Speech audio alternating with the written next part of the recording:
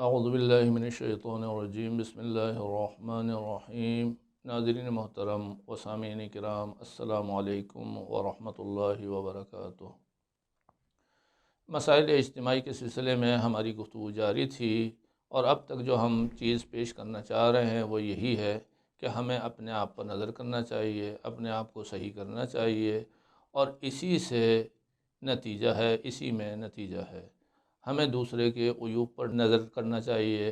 ہم جب دوسروں کے عیوب پر دیکھتے ہیں تو اس سے ہمارے عیوب ختم نہیں ہوتے ہیں۔ دوسروں کے عیوب دیکھیے عبرت کے لیے، بروں کو دیکھیے کہ ہمیں ایسا نہیں بننا ہے، سچوں کو دیکھیے کہ ہمیں ان کے ساتھ ہونا ہے اور ایسا بننا ہے۔ اگر کوئی ہمارے عیب کو بیان کرتا ہے تو ہمارا اچھا دوست ہے، اگر ہمارا دشمن بھی ہمارے عیب کو بیان کر رہا ہے تو ہمیں شکر ادا کرنا چاہیے کہ ایک ایسے عیب کی طرف جس تک ہماری نظر نہیں گئی تھی اس نے رہنمائی کی ہے۔ دیکھیے، زخم کے اوپر ہاتھ رکھنے والے تین قسم کے لوگ ہو سکتے ہیں، تین قسم کی نظریں ہوتی ہیں۔ ایک مکھی ہوتی ہے جو عیب پر بیٹھتی ہے، زخم پر بیٹھتی ہے، بیماری کو پھیلاتی ہے۔ ایک ماں ہوتی ہے، زخم کے اوپر ہاتھ رکھتی ہے، گریہ کرتی ہے، روتی جاتی ہے۔ ایک ڈاکٹر ہوتا ہے جو زخم پر ہاتھ رکھتا ہے، چیر پھاڑ بھی کرتا ہے، لیکن اس کی نیت علاج کی ہوتی ہے۔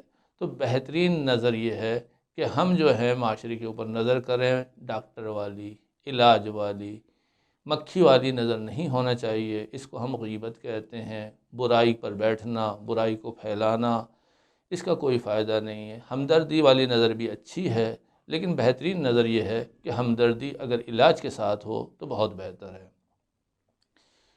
ایک بچہ آتا ہے، اس کے والد کا انتقال ہو چکا ہے، ماں بیٹے سے کہتی ہے کہ بیٹا چچا کے پاس چلے جاؤ، ان کی سونار کی دکان ہے، یہ جواہر ہے، ہیرا ہے، یہ چیز ہے، اس کو بیچ دو تاکہ ہمارا گزارا ہو جائے۔ یہ بچہ آتا ہے چچا کے پاس، اس کو بیچنا چاہتا ہے، چچا اس کو دیکھتا ہے، اس کے بعد کہتا ہے بیٹا یہ ابھی اپنے پاس رکھو، وقت ضرورت یہ چیز کام آئے گی، ابھی میں تمہاری ضرورت پوری کر دیتا ہوں، تم یہ کرو کہ کچھ دن میرا کام کر لو، کام بھی سیکھ جاؤ گے اور تمہارا گزارا بھی شروع ہو جائے گا۔ اب بچہ وہاں کام کرنا شروع کر دیتا ہے۔ کچھ عرصے بعد جواہر کی پہچان اس کو ہو جاتی ہے، مہارت حاصل ہو جاتی ہے، گزارا بھی ہو چکا ہوتا ہے۔ ایک دن چچا کہتا ہے بیٹا جاؤ وہ جواہر جو تمہاری ماں نے دیا تھا بیچنے کے لیے اب لے آؤ، اب اس کو ہم بیچ دیتے ہیں، خرید لیتے ہیں۔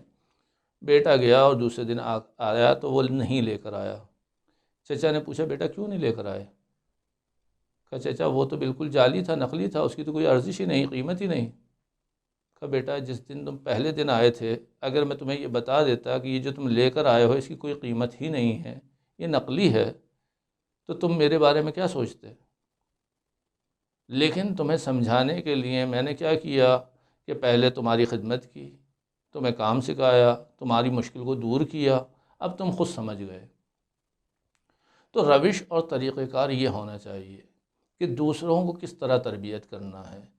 ہم دیکھ رہے ہیں کہ پیغمبر کے پاس ایک بچے کو لایا جاتا ہے، ماں یہ کہہ رہی ہے کہ یہ مٹھاس بہت کھاتا ہے۔ پیغمبر نے کہا ٹھیک ہے کل آ جانا، دوسرے دن آ جانا۔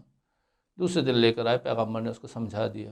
ماں کہتی ہے آپ یہ جملے تو کل بھی کہہ سکتے تھے، کل بھی فرما سکتے تھے، نصیحت کر سکتے تھے۔ کہا اسی وقت میں نے کھجور کھائی ہوئی تھی، میں جب خود کھجور کھا رہا ہوں، مٹھاس کھا رہا ہوں، تو اس بچے کو کیسے روک سکتا ہوں؟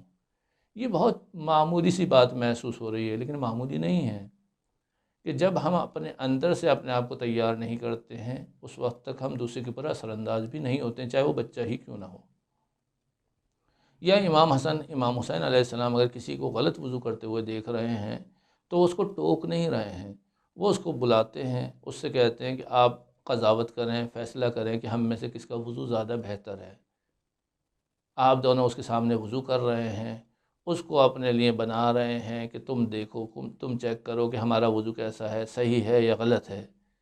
آخر میں بوڑھا کہتا ہے بچوں تم دونوں کا وضو تو اچھا ہے اور وضو میرا ہی غلط تھا، الحمدللہ خدا کا شکر ہے۔